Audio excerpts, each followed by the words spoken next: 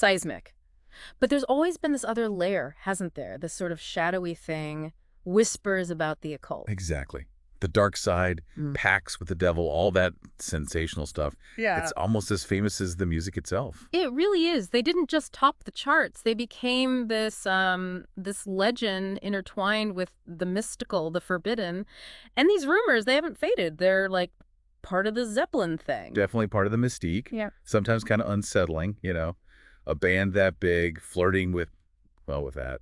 So let's just dive right in, shall we? Yeah. We're going to try and unpack all the speculation, look at the facts, the stories that link Zeppelin to the occult. Yeah, sort of explore this really weird, fascinating bit of rock history. And you know, it taps into something, doesn't it? That human pull towards the forbidden, wanting to know what's behind the curtain. Totally. And with Zeppelin, it's not just like fan theories online. There are actual things, concrete stuff that's fueled this for decades. Yeah, tangible points we can actually look at, and that's what we're going to try and break down. Okay, so where does it start? I mean, their sound was so powerful, so different.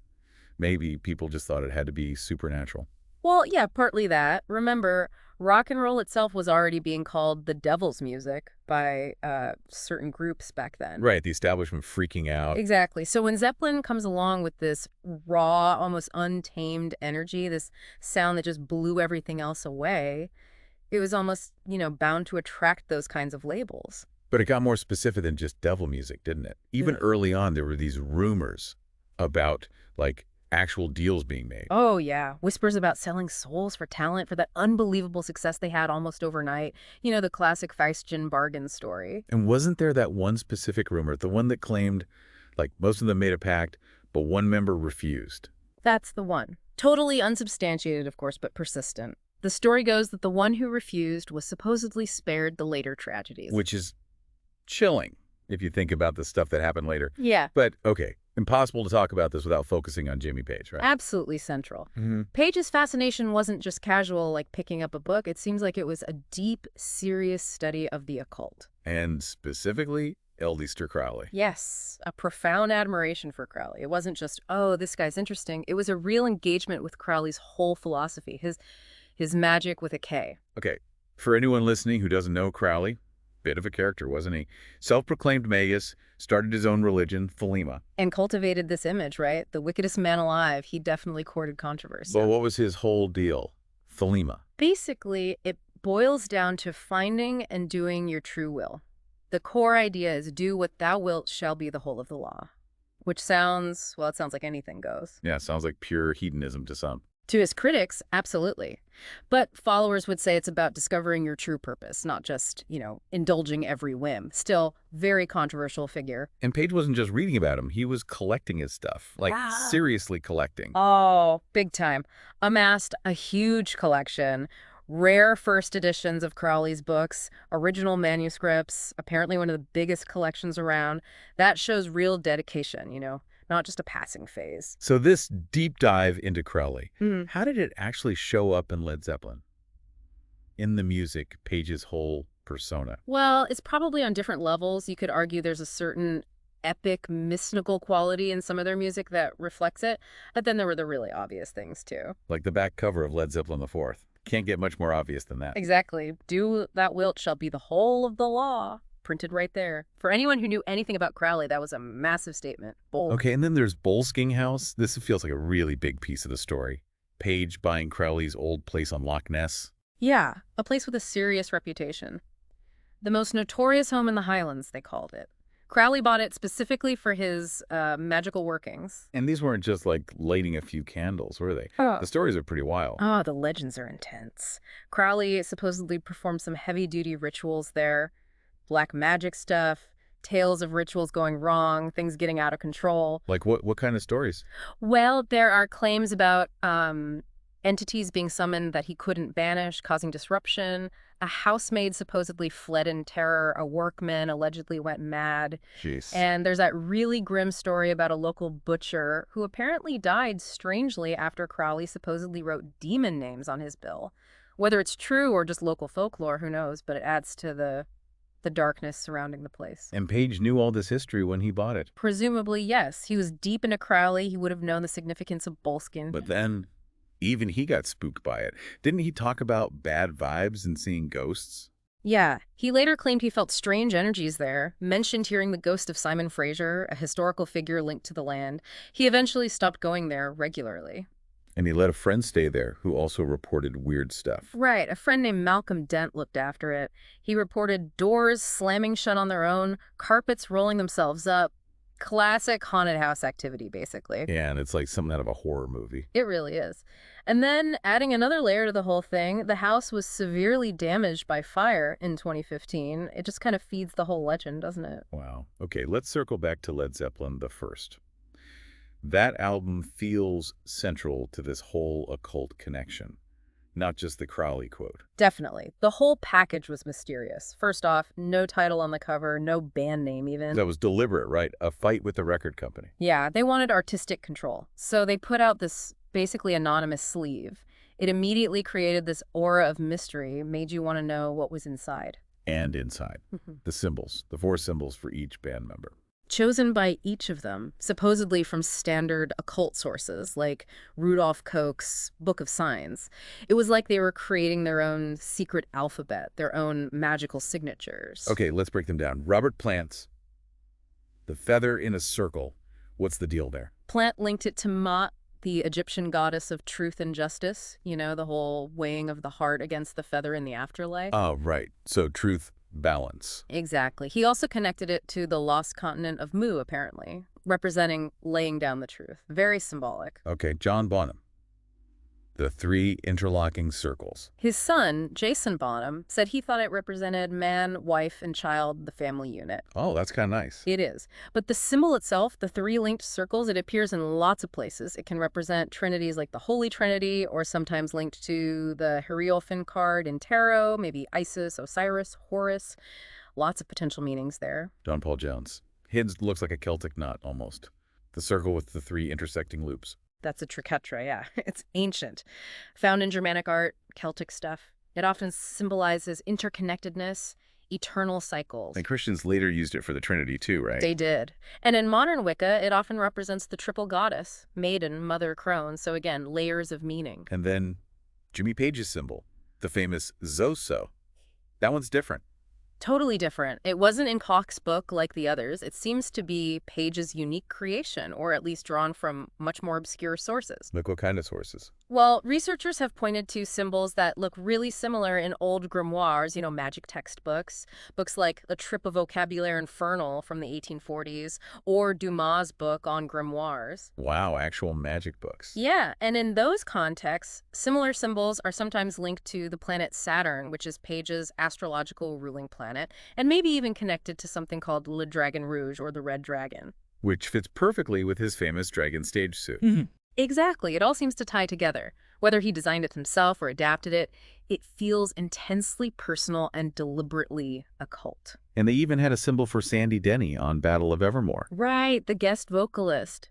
Hers was a triple triangle, also from Koch's book, apparently representing the Godhead or a sort of female trinity. So the whole album design, no name, just these symbols. Yeah.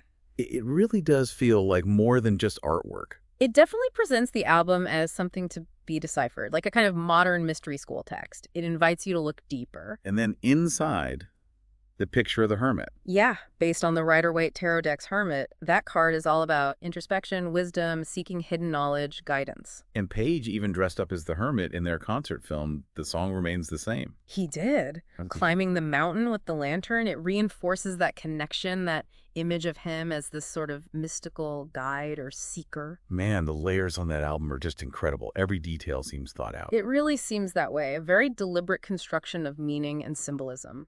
Okay, so beyond Zeppelin the Fourth, Page's occult interests continued pretty openly, right? Didn't he own an occult bookstore? He did. Called the Equinox Booksellers and Publishers, named directly after Crowley's own magical journal, The Equinox. That's pretty blatant. Totally. Yeah. And it wasn't just selling stuff. They published works, too, including a facsimile edition of Crowley's notorious 1904 version of the Goetia, which is a book about summoning spirits. Right. Not exactly standard bookstore fare. Not at all. It shows a deep, ongoing commitment to this world. And what about the inscriptions on the vinyl of Led Zeppelin III. That was before 4, Ah, yeah, the run-out grooves. On side one, it had "So mote be it." which is a phrase from Freemasonry. Yeah, often used at the end of rituals or prayers in Freemasonry and some magical traditions, kind of like saying amen, though some have suggested a darker Arabic root, but that's more speculative. And on side 2. Do what thou wilt, Crowley's phrase again. So you got this Masonic closing phrase on one side and Crowley's maxim on the other. It's quite a mix. It is. Someone even suggested, kind of echoing William S. Burroughs, that playing the record itself could be seen as an electrical cult ritual, putting those phrases together like that. Wow. Okay, this brings us inevitably to the really dark part of the story, the tragedies, the so-called curse of Led Zeppelin. Yeah, it's impossible to ignore the string of really bad luck, terrible accidents, and deaths that hit the band and people close to them, especially in the later 70s. Well, there was Kenneth Anger, right? The Yeah. filmmaker Page was working with. Right. Page was supposed to do the soundtrack for Anger's film Lucifer Rising. They had a major falling out. Page kicked Anger out of Bullskine House, where he'd been staying. And Anger supposedly put a curse on him, publicly. He did. Anger was a follower of Crowley himself and believed in magic. He publicly declared he'd cursed Page, and shortly after that... Robert Plant had that awful car crash in Greece, nearly died. Exactly. Serious injuries, long recovery. Then later, he got severe laryngitis, had to cancel a huge U.S. tour, which led to riots in Tampa. Just one thing after another. And then the absolute worst tragedy. The sudden death of Plant's 5-year-old son, Karak, from a stomach infection while the band was on tour. Devastating. Unimaginable. And then, of course, John Bonham's death in 1980 from alcohol poisoning, which effectively ended the band. It's just such a concentration of misfortune. It's easy to see why people started talking about a curse, especially after Anger's pronouncement. Yeah, absolutely. And it feeds back into that earlier rumor we mentioned. About John Paul Jones supposedly refusing the pact. Right. People point out that Jones, while obviously affected by the band's breakup and Bonham's death, didn't suffer the same kind of intense personal tragedies as Plant or the same kind of creative shadow that some say fell over Page later. The idea being he was spared because he stayed out of the occult stuff. That's the speculation.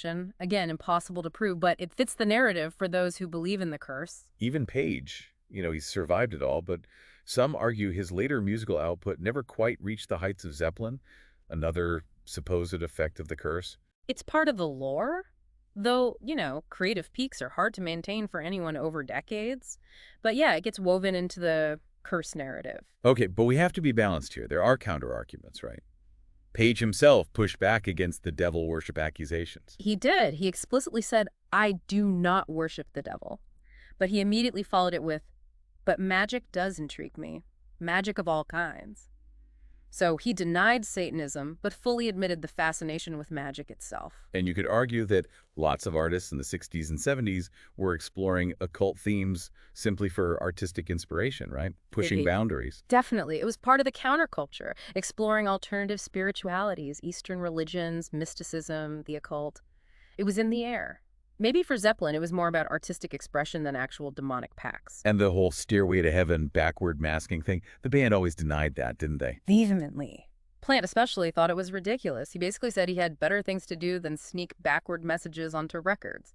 And scientifically, isn't that mostly just pareidolia? Our brains finding patterns that aren't really there. Exactly. If you listen for something specific, especially in slightly garbled sound, your brain is pretty good at convincing you it's there. And back to Crowley's do what thou wilt. We touched on this, but it's not necessarily just do whatever selfish thing you want, is it? No, the deeper interpretation, as advocated by Thelemites, is about discovering your unique purpose, your true will, and living in accordance with that. It's meant to be about authenticity and purpose, not just anarchy. And Crowley himself, he wasn't a Satanist in the way most people think of it, like worshiping the Christian devil. Correct. His system was complex, syncretic, drawing on Egyptian mythology, Kabbalah, yoga, Western ceremonial magic. But he didn't believe in or worship the devil figure from the Bible. He saw himself as a prophet, a magus, working with different forces. So after going through all this, the rumors, the facts, the symbolism, the tragedies, where does it leave us? Did they sell their souls? Probably not provable, right? Definitive proof. Almost certainly impossible to find. It remains elusive.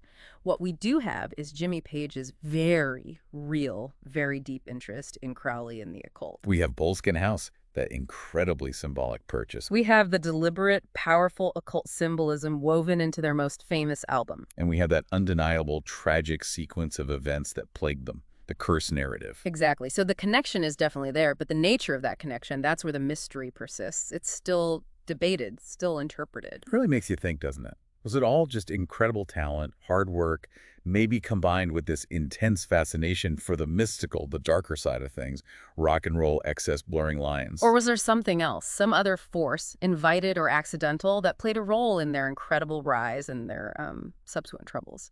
That line between artistic exploration of the occult and something deeper is very blurry with Led Zeppelin. It really is. So maybe the best thing is for you, listening, to dig deeper yourself if you're intrigued. Look into Crowley. Analyze those Zep IV symbols. Read about the curse theories. Yeah, form your own conclusions. Because the story of Led Zeppelin and the occult, well, it's a powerful one, and it's definitely not going away anytime soon. It's still utterly captivating.